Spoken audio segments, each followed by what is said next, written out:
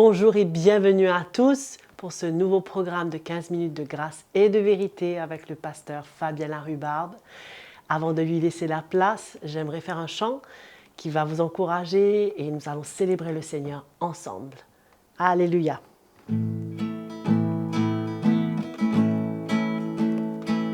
Seigneur, à quel autre irions-nous qu'à toi? Tu as les paroles de la vie éternelle et nous avons cru et nous avons connu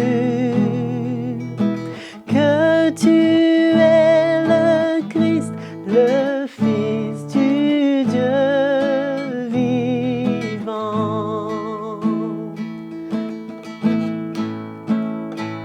Seigneur, à quel autre irions-nous qu'à toi? Tu as les paroles de la vie éternelle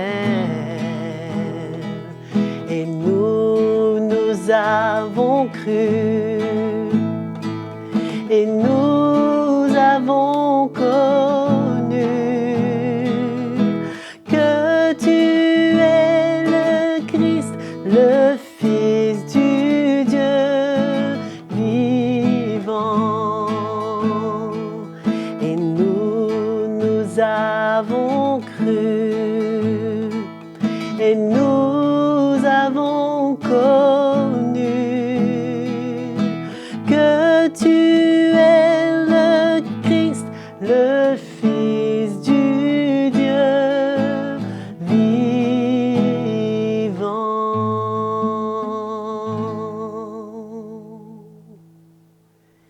Nous servons un Dieu vivant et nous remercions le Seigneur pour ce moment qu'il nous accordera en écoutant le message du pasteur Fabien Larrubarbe. Bienvenue dans ce programme de 15 minutes de grâce et de vérité. Heureux de vous retrouver pour continuer dans notre 4e épisode sur les épîtres pastorales. Je remercie Joël de nous avoir conduits dans ce son de louange qui va nous aider à commencer notre 4e épisode sur notre thème d'aujourd'hui, l'établissement des anciens et des diacres dans l'Église. Nous voyons que l'apôtre Paul a eu la stratégie par révélation pour l'établissement des anciens et des diacres dans l'Église, et cela afin de diriger, de protéger et de prendre soin de l'Église. Il recommande à Timothée et à Tite de choisir des hommes intègres qui ont un bon témoignage dans leur vie de famille et qui ont une maturité spirituelle afin de prendre soin de l'Église. Nous voyons dans la première épître de Paul à Timothée, au chapitre 3, au verset 1er, il dit « Si quelqu'un aspire à la charge d'évêque, il désire une œuvre excellente. » Ce qui nous emmène à réaliser que ces hommes devaient premièrement ressentir l'appel de Dieu dans leur cœur et aspirer à volontairement se donner pour servir l'Église.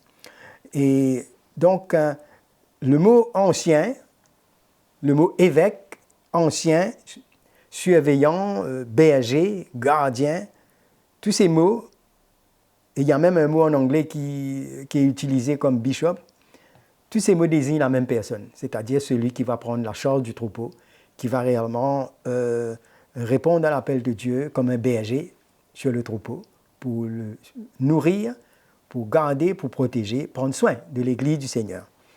Donc ce titre-là, ancien, c'est simplement pour désigner une fonction. Ce n'est pas quelqu'un qui a appris quelque part, fait des études pour devenir ancien, mais c'est un appel, c'est une fonction qui répond à ce que Dieu a voulu pour établir l'Église. Et nous voyons souvent que les anciens sont nommés au pluriel, 2 ou 3 anciens. Cela nous montre que l'Église est construite par un corps d'anciens, une équipe d'hommes que Dieu a choisis. Ce n'est pas l'affaire d'un seul homme, c'est l'affaire d'une équipe d'hommes, comme quand on voit comment Jésus a établi les 12 disciples. Donc Dieu travaille avec des hommes parce qu'il ne peut pas compter comme sur un seul homme il y a beaucoup de choses qui doivent se compléter et c'est important de travailler en équipe. Alors, toujours 1 Timothée, le chapitre 3, verset 1er.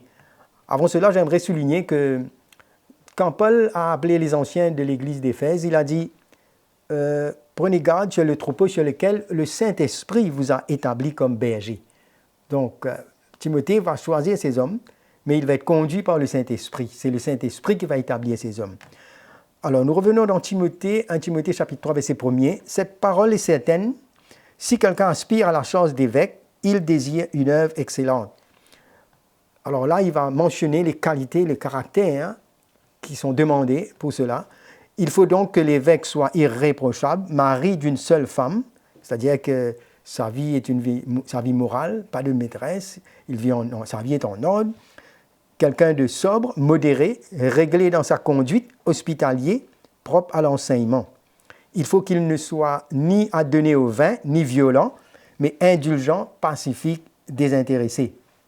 Il faut qu'il dirige bien sa propre maison et tienne ses enfants dans la soumission et dans une parfaite honnêteté. Et nous voyons là, tout cela montre le caractère qui qualifie ces hommes qui vont prendre soin de l'Église.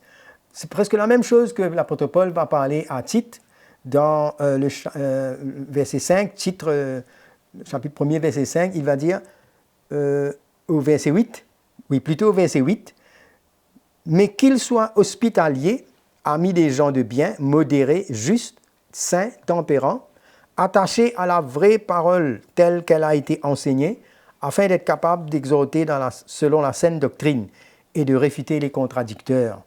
Voilà. Donc les anciens, ils ont une fonction d'autorité. Et là, on va remarquer que Paul ne mentionne pas, ni dans aucun épître, il ne fait mention des femmes comme des anciens en autorité de l'Église. Nous voyons Tite, chapitre 1er au verset 6, il dit « S'il s'y trouve quelque homme irréprochable, mari d'une seule femme. » Et il ne dit pas « S'il trouve quelque femme irréprochable, épouse d'un seul homme. » Et de la même manière, Timothée aussi, au chapitre 3, verset 2, il dit « Il faut donc que l'évêque soit irréprochable, mari d'une seule femme, et non pas que l'évêque soit irréprochable, épouse d'un seul mari. » Donc cela, c'est compris. Donc ce sont des hommes de maturité, reconnus, éprouvés, qui vont conduire l'Église, premièrement par leur propre vie, leur exemple, et qui vont donner leur vie pour le troupeau. Ce sont des personnes qui vont pouvoir nourrir, enseigner, prendre soin et enseigner avec amour dans la vérité. Donc le caractère irréprochable, ça ne veut pas dire que c'est quelqu'un de parfait, infaillible, mais c'est quelqu'un qui traite le péché, qui met sa vie en ordre, qui ne vit pas dans le péché, mais quelqu'un qui est fidèle. Et la recommandation de Paul à l'Église, c'est que au chapitre 1er Timothée, chapitre 5, verset 17, 1er Timothée, chapitre 5, verset 17, que les anciens qui dirigent bien. Donc là, nous voyons que ce sont les anciens qui dirigent l'Église. Donc que les anciens qui dirigent bien soient jugés, dignes d'un double honneur, surtout ceux qui travaillent à la prédication et à l'enseignement. Ils ont une lourde tâche, grande responsabilité, surtout pour protéger le peuple et en même temps pour nourrir le peuple. Hébreux 13, le verset 17 nous dit « Obéissez à vos conducteurs et ayez pour eux de la déférence, car ils veillent sur vos âmes comme devant en rendre compte. Qu'il en soit ainsi afin qu'ils le fassent avec joie et non en gémissant, ce qui ne vous serait d'aucun avantage. » Nous voyons que ces anciens s'occupent de l'Église d'une manière à rendre compte du Seigneur. Grande différence avec les faux docteurs de l'époque qui entraînaient les disciples après eux. Alors, c'est quelqu'un donc qui est respectable, qui est stable, qui devient responsable. En quelques lignes, voilà les qualifications d'un ancien qui va prendre soin de l'Église. Et nous voyons que l'apôtre Paul maintenant mentionne les diacres, toujours 1 Timothée 3,8. Il dit « Les diacres aussi doivent être honnêtes, éloignés de la duplicité, des excès de vin, d'un gain sordide, conservant le mystère de la foi dans une conscience pure, toujours avec un cœur pur, demeurant sur la saine doctrine. » Alors pour les diacres, il dit qu'on les éprouve d'abord et qu'ils exercent ensuite leur ministère s'ils sont sans reproche. Puis au verset 11, nous voyons « Les femmes d'eux-mêmes doivent être honnêtes, non médisantes, sobres, fidèles en toutes choses. » Alors, et puis les diacres doivent être maris d'une seule femme, si c'est un homme, diriger bien leurs enfants et leur propre maison, Quand ceux qui remplissent convenablement leur ministère s'acquièrent un rang honorable et une grande assurance dans la foi en Jésus-Christ. Cette fonction de diacre inclut hommes et femmes. Nous voyons, parce que verset 11, il dit « les femmes de même ». Voilà. Donc, ils ont le même caractère que les anciens, mais ils n'utilisent pas d'autorité. Ils ne sont pas en autorité. Ils travaillent en soumission aux anciens pour soutenir et pour pouvoir aider dans la tâche. C'est le même mot. Le mot diacre ici, c'est le même mot qui est employé quand Jésus est venu sur la terre comme serviteur. Il y a plusieurs catégories de serviteurs dans ce temps où les peuples juifs étaient là, mais le mot serviteur ici, c'est le mot grec diakonos qui est utilisé pour faire référence à une personne, une catégorie de serviteurs qui sert de la nourriture. Alors là, nous voyons que Jésus lui-même, quand il est venu, il va relever le rang de serviteur à une nouvelle dimension de serviteur comme référence. Ses disciples allaient être comme des serviteurs, alors que dans la société, les serviteurs, c'était quelque chose de dégradant, pas de valeur. Mais Jésus va donner la valeur à ses disciples et les emmène à être des serviteurs. Philippiens 2, le verset 6, nous montre comment Jésus, existant en forme de Dieu, n'a pas regardé comme une proie à arracher d'être égal à Dieu, égal avec Dieu, mais s'est dépouillé lui-même en prenant une forme de serviteur en devenant semblable aux hommes. Voilà le cœur de Jésus. Et nous voyons que la première fois où nous voyons l'institution des diacres, c'est dans Actes chapitre 6 au verset 1er, verset 2, comment les Hélénistes murmuraient contre les Hébreux concernant leurs veuves qui étaient négligées dans la distribution de la nourriture. Et ensuite, les apôtres qui devaient donner du temps à la prière, à la parole, leur ont dit, voilà, choisissez des hommes parmi la multitude des disciples. Et alors, ils ont choisi, c'est le peuple qui a choisi cet homme, et un bon témoignage, rempli de l'esprit et de sagesse, et ils ont prié pour eux, pour leur relâcher à pouvoir servir le peuple. Donc, nous voyons ici que c'est toute l'assemblée qui ont élu ces hommes. Nous voyons Étienne, Philippe, Procor, Nicanor, Timéon, Parnémas, Nicolas, prosélyte d'Antioche, et ils ont été présentés aux apôtres.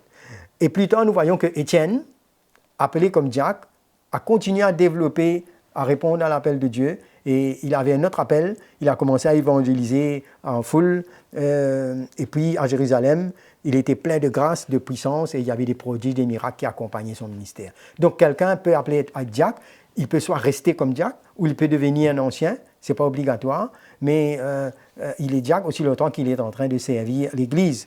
Donc nous voyons ici que l'établissement des anciens et des diacres, c'était la manière que l'Église prenait soin, qu'ils pouvaient prendre soin de l'Église. Et souvent, on va voir cette expression, on va voir dans la manière qu'ils travaillaient, les diacres et les anciens. Quand il y avait, les apôtres et les anciens. Quand il y avait une certaine situation à régler, il y avait toujours les apôtres et les anciens qui se réunissaient. Mais les diacres, ils étaient là pour pouvoir servir, pour pouvoir aider, pour pouvoir prendre soin du troupeau de ce côté de servir, de ce côté pratique. Donc, et puis nous voyons dans Thessaloniciens comment l'apôtre Paul recommande encore, 1 Thessaloniciens, le chapitre 5, le verset 12, il dit d'avoir de la considération pour ceux qui travaillent parmi vous, qui vous dirigent dans le Seigneur et qui vous exhortent. Ayez pour eux beaucoup d'affection à cause de leurs œuvres, soyez en paix entre vous. Nous voyons l'établissement des anciens et des diacres pour le bon fonctionnement de l'Église. Et Dieu n'a pas mis la charge de l'Église sur une seule personne, mais il a mis la charge de l'Église dans le corps des anciens, de sorte qu'ils pouvaient entre eux se reprendre, s'encourager et partager la tâche et servir le Seigneur, nourrir le troupeau dans la parole. Et ensuite, parmi les groupes d'anciens, bien sûr, il y avait ceux qui étaient appelés aussi dans les saints ministères. Mais là, nous voyons que Timothée et Tite avaient donc la responsabilité dans chaque ville pour pouvoir établir les anciens pour prendre soin de l'Église. Voilà en ce qui concerne cet établissement et que le Seigneur puisse ouvrir vos yeux et vous emmener à travailler ensemble avec ces anciens, avoir toujours une attitude de soumission parce que c'est la protection de l'Église, c'est la manière que Dieu a construit l'Église. Voilà, je termine ici. Que Dieu vous bénisse. Je vous donne rendez-vous pour une prochaine épisode. Quelle grâce extraordinaire d'entendre l'Évangile qui est à notre portée. C'est merveilleux. En tous les cas, nous remercions le pasteur Fabien Larubard pour ce message puissant. et je suis sûre que vous allez pouvoir inviter d'autres personnes à entendre l'Évangile. Abonnez-vous à notre chaîne YouTube CTMI. N'oubliez pas, si vous avez des commentaires ou même un témoignage, des questions, écrivez-nous sur l'adresse qui est affichée sur l'écran et nous serons très heureux de pouvoir vous répondre. À la prochaine.